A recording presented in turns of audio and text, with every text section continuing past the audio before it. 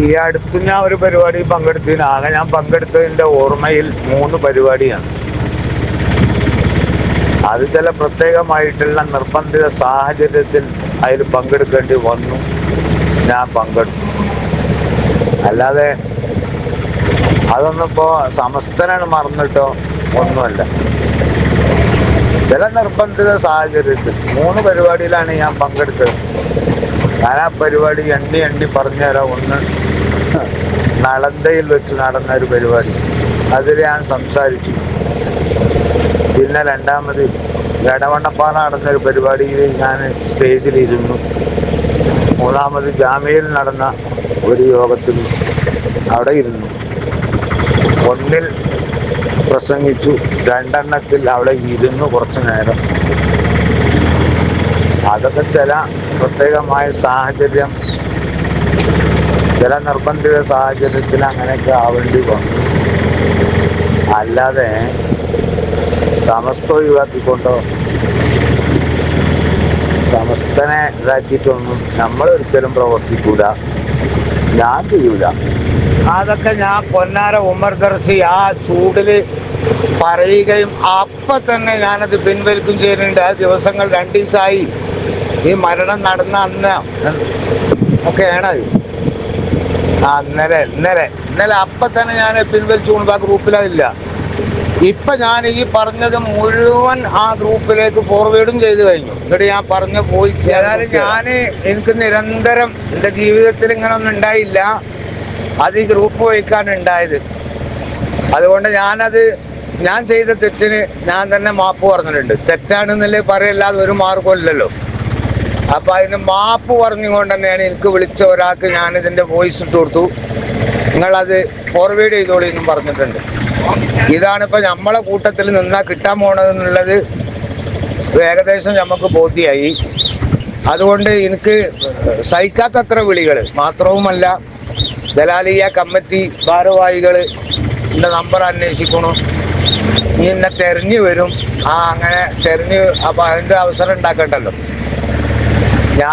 സംഗതി ഞാൻ കുറച്ച് കാലം അവിടെ നിന്നു, അവിടുത്തെ ശമ്പളം വാങ്ങി, അവിടുത്തെ ചോറുന്നു. അതിനൊക്കെ നന്ദികേടായതുകൊണ്ടാണ് ഞാൻ ആ സ്ഥാപനത്തിനെ കുറിച്ചും ഒക്കെ ഞാൻ വിട്ട വോയിസ്. അപ്പോൾ അത് വലിയൊരു തെറ്റായി പോയി എന്നുള്ളത് ഇപ്പം എനിക്ക് ബോധ്യമായി. അതുകൊണ്ട് ആരാണ് ഇത് ഫോർവേഡ് ചെയ്തു എന്നുണ്ടെങ്കിൽ ഈ 6 മിനിറ്റിൻ്റെ വോയിസുകളൊക്കെ എല്ലാ സ്ഥലത്തേക്കും ആ വ്യക്തി തന്നെ ഫോർവേഡ് ചെയ്യട്ടെ. എല്ലാവരും ഫോർവേഡ് ചെയ്യണ്ട, ആ ചെയ്ത ആൾ ഇതും കൂടി ഫോർവേഡ് ചെയ്യണം. ഇയാളൊരു മാപ്പപേക്ഷ, ഒരു മാപ്പ് പറഞ്ഞുകൊണ്ടുള്ള വോയിസാണല്ലോ, അതുകൊണ്ട് അതും കൂടി ഫോർവേഡ് ചെയ്യണം എന്ന് അപേക്ഷിക്കുകയാണ്. നമുക്ക് ആരോടും നമ്മൾ പ്രത്യേകിച്ചൊന്നുമില്ല. ആരോടും എന്തായാലും നമുക്കൊക്കെ മരിച്ചു പോകണം.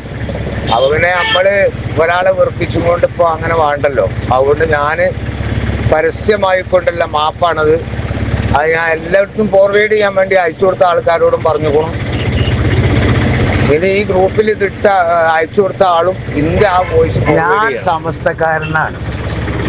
89 നടന്ന എല്ലാ വിഷയത്തിലും തല്ലുകൊള്ളാനും എല്ലാത്തിനും പ്രസംഗിക്കാനും ഒക്കെ പോയിരുന്നൊരു മൂല്യരാണ് ഞാൻ. അധികം ആളുകൾക്കൊക്കെ അതറിയാം. അന്നും സമസ്തയാണ്, ഇന്നും സമസ്തയാണ്, എന്നും സമസ്തയാണ്. സമസ്തൻ്റെ കൂടെ ഞാൻ ഉണ്ടാവും. സമസ്തൻ്റെ ഒരു പ്രവർത്തകനും പ്രചാരകനും എന്നെക്കൊണ്ട് ഒന്നും കഴിയുന്നതൊക്കെ സമസ്തക്ക് വേണ്ടി ചെയ്യും. അതിലൊന്നും യാതൊരു തർക്കമല്ല. സമസ്താണ് ഒഴിവാക്കിങ്ങാണ്ടൊന്നും ഞാനിതുവരെ കളിച്ചിട്ടില്ല. ഒരു പ്രവൃത്തി ഞാൻ ചെയ്തിട്ടില്ല, ഇങ്ങോട്ട് ചെയ്യാൻ ഉദ്ദേശിക്കണമില്ല. സമസ്താണ് ഒഴിവാക്കിങ്ങാണ്ട് വേറെടുക്കാൻ പോകാനുള്ളത്. അതെല്ലാവരോടും ഞാൻ പറയാണ്. ഇപ്പം ആരും അതിലെന്നെ തെറ്റിദ്ധരിക്കൊന്നും വേണ്ട.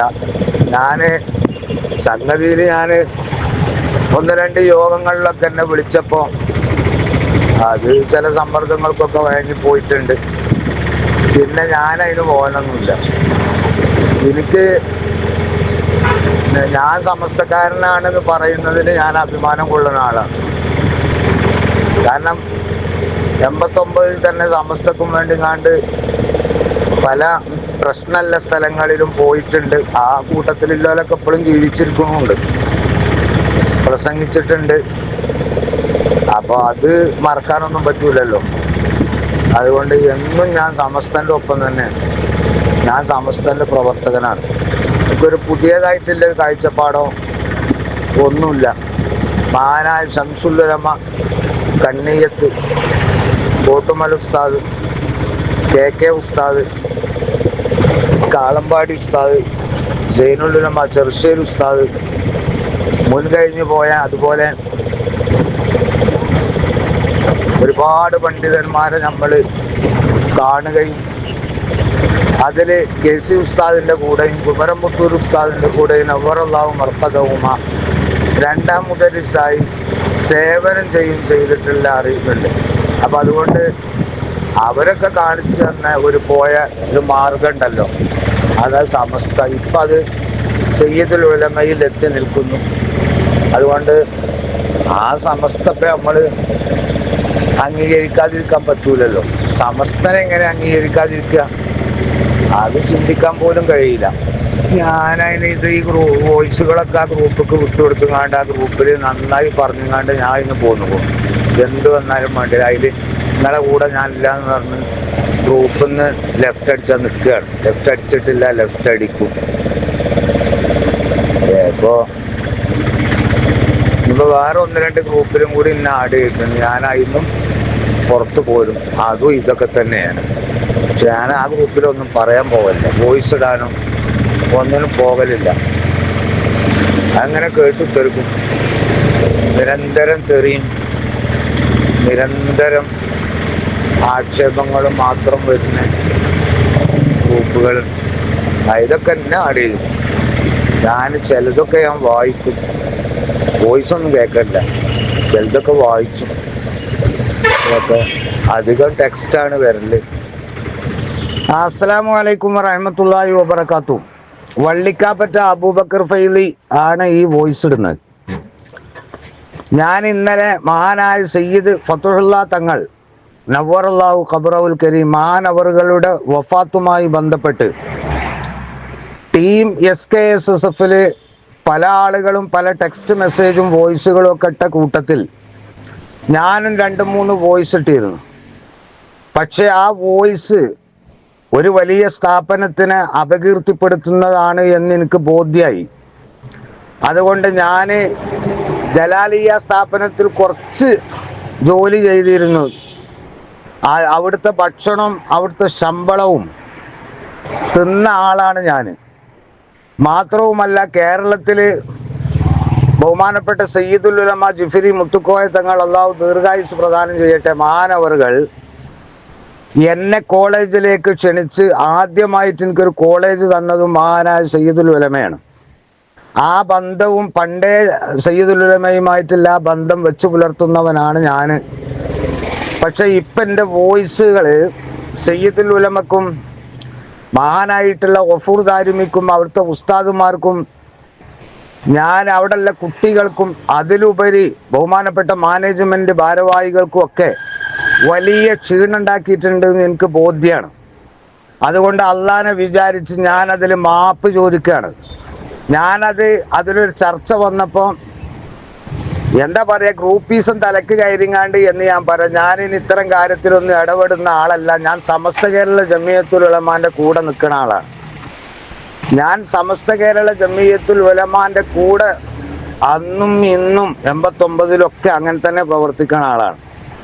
അതുകൊണ്ട് ജലാലിയ കോളേജിലെ ഉസ്താദുമാർക്കോ കുട്ടികൾക്കോ അതിലുപരി മാനേജ്മെൻറ്റിനോ എൻ്റെ വോയിസ് ക്ലിപ്പുമായി കൊണ്ട് ബന്ധപ്പെട്ട് എന്തെങ്കിലും എൻ്റെ ഭാഷ പറഞ്ഞ അപമാനം, ഒരു പ്രയാസകരം, പ്രത്യേകിച്ച് മഹാനായ കീശേരി ഉസ്താദ് ഖദ്ദസല്ലാഹു സിറഹുൽ അസീസ് ഞാൻ നേരിൽ കണ്ട മഹാനാണ്. മഹാനവറുകൾ ജലാലിയ റാത്തീബും ഒക്കെ സ്ഥാപിക്കാനും ആ സ്ഥാപനവും അവിടുത്തെ ആളുകളുമായിക്കൊണ്ട് വളരെ സ്നേഹമുള്ള കാര്യമൊക്കെ എനിക്കറിയാം.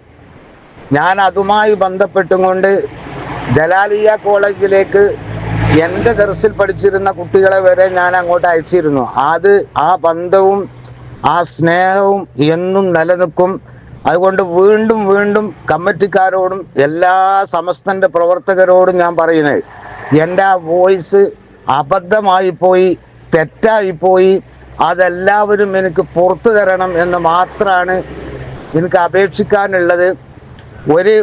നമ്മളൊക്കെ ഭാഷയിൽ പറഞ്ഞ ഒരു ഊക്കിലാണ് പറഞ്ഞു പോയി, പക്ഷെ അത് പറയാൻ പാടില്ലാത്തതാണ്, വലിയ തെറ്റാണ് ഞാൻ ആ ചെയ്തത് എന്ന ഉത്തമ ബോധ്യം എനിക്കുണ്ട്. അതുകൊണ്ട് ഒന്നുകൂടി ഞാൻ ആവശ്യപ്പെടുന്നു, ബഹുമാനപ്പെട്ട ജലാലിയക്കോ ജലാലിയയിലെ ഉസ്താദുമാർക്കോ കുട്ടികൾക്കോ ഭാരവാഹികൾക്കോ എൻ്റെ വോയിസ് കൊണ്ട് യാതൊരു വിധത്തിലുള്ള പ്രയാസം ഉണ്ടാവില്ല. ജലാലിയൻ്റെ ഒരു പ്രചാരകനാണ് ഞാൻ, അതിനു വേണ്ടി ഞാൻ പ്രവർത്തിക്കും. ആവശ്യം ഉണ്ടായിട്ടല്ല, ഞാനത് മനസ്സുകൊണ്ടാണ് ഈ പറയുന്നത്. മഹാനായ സയ്യിദുൽ ഉലമ അവിടുത്തെ പ്രിൻസിപ്പളാണ്. അവിടെയുള്ള ഉസ്താദുമാരെ ഞാൻ സ്നേഹിക്കണ ആളാണ്. കുട്ടികൾക്കും എനിക്ക് ഒരുപാട് സ്നേഹം ഉണ്ടായിട്ടുണ്ട്. അതുകൊണ്ട് എല്ലാ ആളുകളോടും എനിക്ക് പുറത്തു തരണം, മാപ്പ് തരണം എന്ന് ഞാൻ ആവശ്യപ്പെടുകയാണ്. എല്ലാവരും ദുആ ചെയ്യണം. അസ്സലാമു അലൈക്കും വറഹ്മത്തുള്ളാഹി വബറകാതുഹു. ഈ വോയിസ് എല്ലാ സ്ഥലത്തേക്കും ഫോർവേഡ് ചെയ്യാം. ഞാൻ ചെയ്ത ഒരു അബദ്ധം, തെറ്റ്, അതെല്ലാം മാപ്പാണിത്. കാരണം ഒരു സ്ഥാപനത്തിനെ കുറിച്ച് ഞാൻ പറയാൻ പാടില്ലാത്തത് പറഞ്ഞുപോയി. അതുകൊണ്ട് എല്ലാ ആളുകളും എനിക്ക് മാപ്പ് തരണം. ഈ സമസ്തൻ്റെ മുഴുവൻ പ്രവർത്തകരോടാണ് ഞാൻ ഈ പറയുന്നത്, പ്രത്യേകിച്ച് ജലാലിയ കോളേജിൻ്റെ പ്രവർത്തകരോട്, ഉസ്താദുമാരോട്, വിദ്യാർത്ഥികളോട്. അള്ളാഹു ആ സ്ഥാപനത്തിനെ ഉയർത്തിക്കൊണ്ടുവരട്ടെ. ആമീൻ ബിറഹ്മതിക യാ അർഹമർ റഹീമീൻ. പ്രിയപ്പെട്ടവരെ, ഒന്ന് ശ്രദ്ധിച്ചു കേട്ടു നോക്കൂ. അദ്ദേഹം പറഞ്ഞ പ്രധാനപ്പെട്ട കാര്യങ്ങൾ 3 പരിപാടിയിലാണ് അദ്ദേഹം പങ്കെടുത്തത്. അതറിയാതെ നിർബന്ധിത സാഹചര്യത്തിൽ, അതായത് ആരുടെയോ സമ്മർദ്ദം മൂലം അല്ലെങ്കിൽ ആരുടെ നിർബന്ധം മൂലമൊക്കെ പങ്കെടുത്തതാണ്. അല്ലാതെ ഞാൻ സമസ്തക്ക് ഒപ്പമാണ് എന്ന് അദ്ദേഹം ഉറപ്പിച്ച് പറയാണ്. അപ്പോൾ സമസ്തക്കൊപ്പമാണ് എന്ന് പറയുമ്പോൾ അദ്ദേഹം സമസ്ത വിരുദ്ധ പ്രവർത്തനമാണ് ഇതുവരെ നടത്തിയിരുന്നത് എന്ന് അദ്ദേഹത്തിന് ബോധ്യപ്പെടുകയാണ്. അപ്പോൾ ആ പാളയത്തിൽ ഇപ്പോഴും നിന്നുകൊണ്ടിരിക്കുന്ന ആളുകളുടെ അവസ്ഥ എന്താണ്? അപ്പോൾ നമ്മൾ എപ്പോഴും ദുആ ചെയ്യണം, അല്ലാഹുമ്മ സബ്ബിത് ഖൽബി അലാ ദീനിക്. അല്ലാഹുവേ, എൻ്റെ മനസ്സിനെ നീ നിൻ്റെ ദീനിൻ്റെ ഒപ്പം നീ ഉറപ്പിച്ച് നിർത്തണേ എന്ന് ദുആ ചെയ്യണം. കാരണം മനസ്സാണ്. ഖൽബ് എന്ന് പറഞ്ഞാൽ തന്നെ കലബ, മറിഞ്ഞു എന്നുള്ള ഒരു ധാതുവിൽ നിന്ന് നിഷ്പന്നമായ പദമാണ്. അതുകൊണ്ട് എങ്ങോട്ടും മറിയാന്നാണ്. അതുകൊണ്ടാണ് കൽബിന് കൽബ് എന്ന് പേര് വന്നത്. അപ്പോൾ എപ്പോഴും എങ്ങോട്ടും മറിയാം. അപ്പോൾ നമ്മളതുകൊണ്ട് പ്രത്യേകം പ്രാർത്ഥിച്ചു കൊണ്ടിരിക്കണം. മാത്രമല്ല, നമ്മൾ ദീനിൻ്റെ പേരിൽ അടിയുറച്ച് നിൽക്കണം. ഇനി അതിനു വേണ്ടി നമുക്ക് ശബ്ദിക്കാൻ ഒരു പക്ഷെ കഴിഞ്ഞില്ല എന്ന് വന്നാലും മനസ്സുകൊണ്ടെങ്കിലും നമ്മൾ അത്തരം സാഹചര്യങ്ങൾ ദീനിൻ്റെ കൂടെ തന്നെ നിൽക്കുക. എന്തെങ്കിലും സാമ്പത്തികമായ താല്പര്യങ്ങൾക്ക്, രാഷ്ട്രീയമായ താല്പര്യങ്ങൾക്ക്, അല്ലെങ്കിൽ എന്തെങ്കിലും വ്യക്തിപരമായ കാര്യങ്ങൾക്ക് വേണ്ടി നമ്മൾ ദീനിനെ ഒരിക്കലും തള്ളിപ്പറയാതിരിക്കുക. അതിന് വിരുദ്ധമായ ചേരിയിൽ നമ്മൾ ഒരിക്കൽ പോലും ഒരു ദിവസം പോലും നമ്മൾ സംബന്ധിക്കരുത്. ഇദ്ദേഹത്തിനിപ്പോൾ അല്ലാഹു തആല ഒരു മനസ്സിലേക്ക് ഒരു നന്മ ഇട്ടുകൊടുത്തുകൊണ്ട് അദ്ദേഹത്തിനത് ബോധ്യമായി എന്നാണ് മനസ്സിലാക്കുന്നത്. അതുതന്നെ അദ്ദേഹത്തിൽ അല്ലാഹു തആല ഉറപ്പിച്ച് കൊടുക്കട്ടെ. ഇൻഷാ അല്ലാഹ് നമ്മളൊക്കെ അതിനുവേണ്ടി ദുആ ചെയ്യുക. അല്ലാഹു അനുഗ്രഹിക്കട്ടെ. ആമീൻ. അസ്സലാമു അലൈക്കും.